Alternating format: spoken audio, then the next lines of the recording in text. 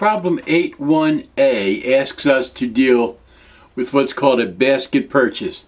This company bought $960,000 worth of goods for $900,000.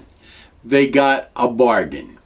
So what we need to do is allocate the fair value based on their proportion of the total.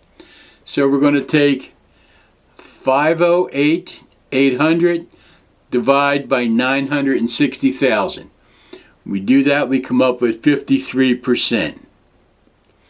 We're going to take 297,600 divide by 960,000, and that'll give us 31%. We're going to take 28,800 divide by 960,000. That will give us 3%. And we will take the 124,800 divide by 960,000, and that gives us 13%. That's the amount, or the percentage of the total we're going to allocate or apportion to each item. Now we're simply going to multiply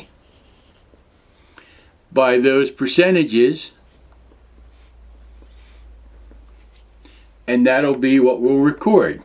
So we'll take 53% of the total we're going to assign to the building. So we're going to take 53% of 900, not of 960. 53, so I really shouldn't have put those there, sorry. They refer to that.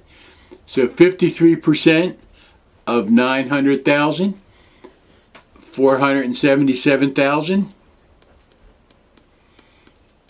is the amount that we're going to apportion to the building.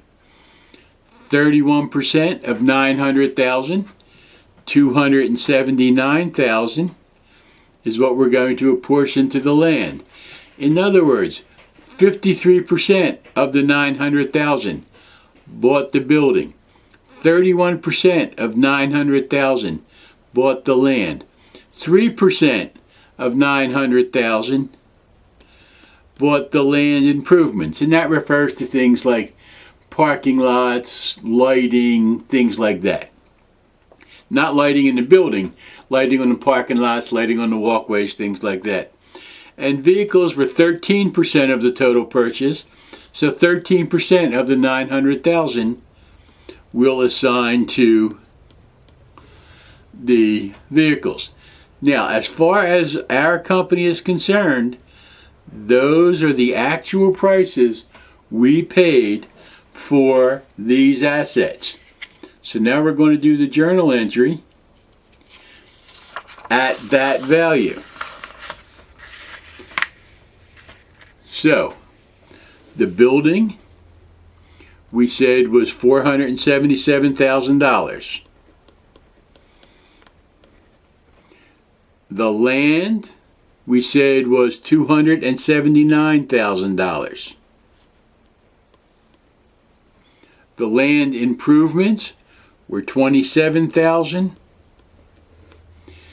And the vehicles were 13% of the 900, or $117,000. We're recording them at what we actually paid for them. The building was 53% of the 900,000. The land was 31% of the 900,000. The improvements was 3% of the 900,000. And the vehicles were 13% of the 900,000. That's 8.1a, Part 1.